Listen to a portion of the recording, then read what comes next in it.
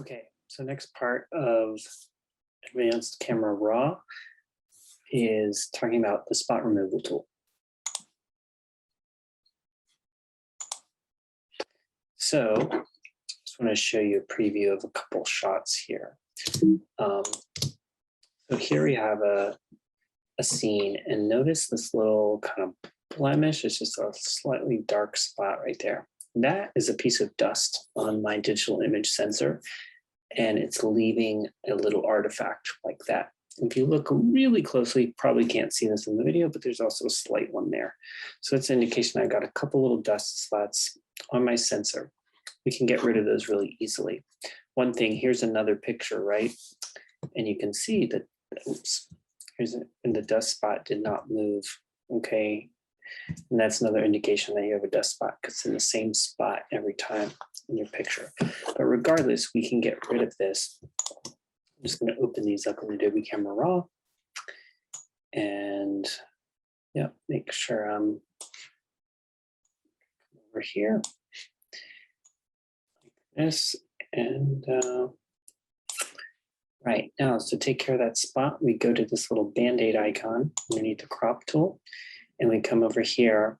Before we just kind of go and click away at this, let's take a little closer look at our different tools that we have. So under this spot removal tool, we can have two types. There's a heal and a clone, okay? Heal will be the most common one to use. It's a little more sophisticated. The clone tool is kind of more of a direct cloning one part of the image and then pasting it essentially over to another part of the image. Heal is supposed to take information from one place, paste it into the place that you're trying to fix, but trying to take account of what's around what you're trying to fix and blend it better. So it's supposed to be more sophisticated. Now the size just has to do with the size of this whole circle. The bracket keys on your keyboard can adjust this size, so I can slide it down or I can slide it up. Now there's two circles. There's an outer and an inner circle. That outer circle has got to do with the feather. So if I adjust the feather down to say 50, you'll see that the amount of space between that black circle and that dotted circle is smaller now. But if I increase my feather option back up to 100, you'll see that there's a bigger margin. Feathering is a way of like blending, okay? If you have no feather, then you'll have a very hard edge. Now, normally we want a softer edge or somewhere between 50 and 100 so that we can hide the fact that we're fixing an area. But sometimes it's going to depend on exactly what we need to fix. So this type of spot is pretty easy. Now, the last part is the opacity, and that's if it's 100% opaque, then it means it'll transfer from one area to the new area. So let's take a look at what this looks like. So I'm going to move my feather down to say 60, bring my size down a little bit. I only want to make this as big as it needs to be to fix this spot. I'm also going to zoom in on this spot a little bit so we can see it really clearly. And I'm going to make this a little bit bigger than the spot is, okay? And I'm going to click on it once, and as soon as I do that, what's going to happen is there's two circles that are going to appear. The red circle is the area I'm fixing. The green circle is an area that it has picked or determined would be a good place that matches the pixels where I'm trying to fix it. And it has similar color, similar density. And then it draws a line between those two. If I click this overlay button off, and it'll go away. Now, sometimes I like to do that because it's hard to see how good of a job it did at blending things in. So here it's like, great. Okay, so little spots in the sky or spots in highly detailed textured areas, this is going to fix in a whiz. It's going to be really easy. But let's take a look at some slightly different situations. It's not quite as easy to fix. So this one, again, would be like a no-brainer, very easy to fix. Come in here a little closer, click on this, and it's gone. Now, if I put the overlay back on, you can see actually where it drew. One thing is also kind of interesting is you can click on this visualize spots, and this tries to it makes everything kind of hyper black and white is almost like an inverted, but it's looking for edges of things that might possibly be a speck. So we'll try that again out in a minute. Okay, let's go to, I'm going to go down to this image. And I did actually have a blemish over here. One thing that's nice is if I do highlight that tool, it'll show me little circles of a place that I had. And so there's a blemish. Now, if you ever wanted to, if you weren't happy with it, you can, once this is green, like it is now, you can, it's selected. If you hit the delete key on your keyboard, it'll get rid of it. Okay, and so now you can see my little blemish is back. So I can click on that again. And you can also make the size of these different. So if I made this really small, you could probably see that the blemish isn't totally gone there because it's too small. So if I increase that some, then that blemish is going to go away. And it takes it a moment to catch up, but there it is, it's all gone. The other thing you can do is you can, if you come in here, you can move this. So just to show you kind of how this works, if I put this on one of these I'm shooting sky marks in the middle, you can see that it has replaced that and duplicated that.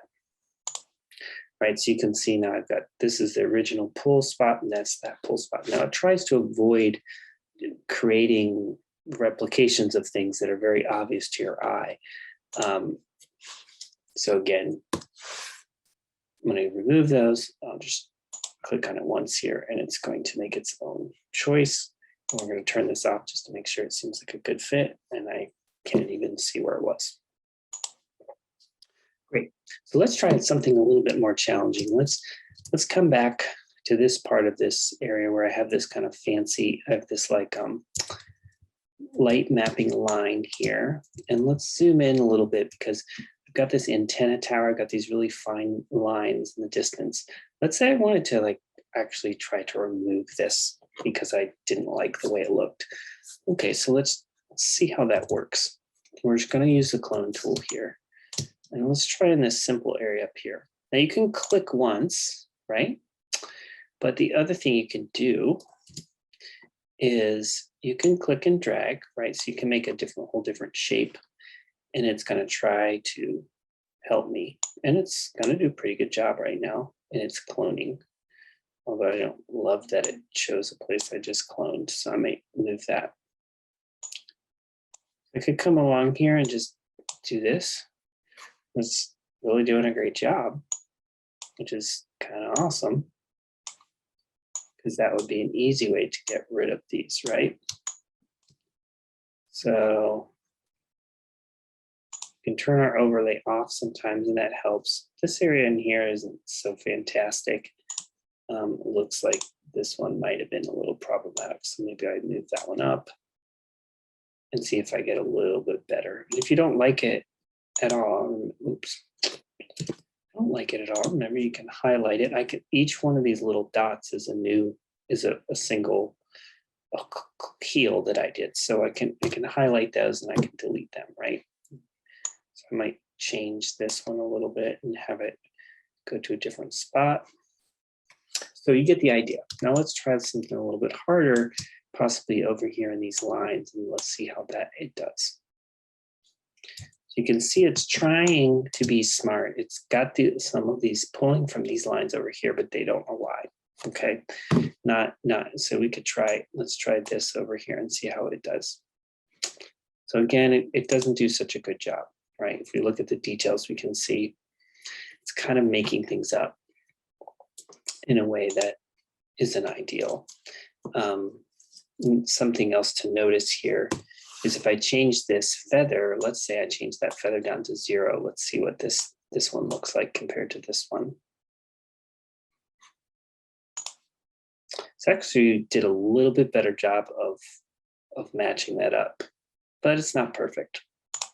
So in this case, what I would prefer to do is come in here, and instead of doing heel, let's try a clone.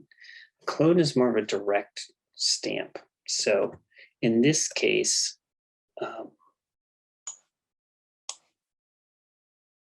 now that's ironic because basically it's trying to map right from the other. But what I'm going to try to do here is I'm going to try to pull from an area above this line. You can see it's not quite. Oops. Go back here. I'm going to try to move this over and match it on that line, right? So I'm just going to try to make that line up. If it's not quite lined up, then we'll move it over. You can see this is a bit tedious, but you can kind of see what I'm doing here, hopefully.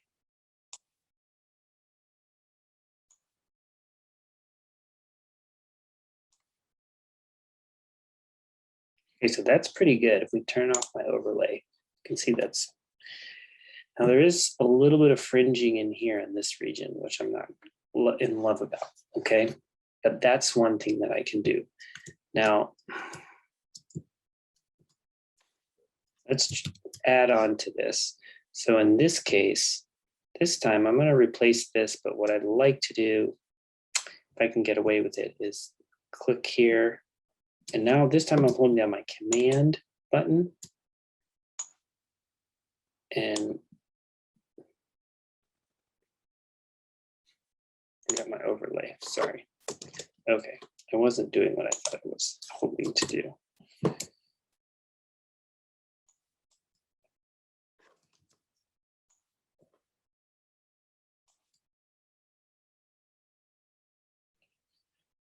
Yeah, so one of the things that we run into is that we can't control exactly where it's pulling this information from, whether it's a clone or a heal, although it does kind of do things differently. Like, let's just say we wanted to fix this area here. It did a pretty good job there. It figured out that it can repeat that pattern from below. And it actually looks pretty good. It's not perfect, but there's a little bit of a haloing going on here, but not bad. Sometimes with more complex things, these tools just don't offer quite enough control. In Photoshop, there's more. So you can use it. There's a clone tool and a healing brush tool and a healing spot tool, as well as a patch tool. There's several different tools that you can use to help rearrange and cut some of these things out. And sometimes it takes a little bit of all of them to perfectly remove something from the image, but at the same time, like kind of recreate the background so that it seems seamless. And we also have to zoom very far in, 200, 400% in order to get close enough that we can manage the detail of the pixels. So hope that's helpful. And now you can fix all those dust spots at the very least.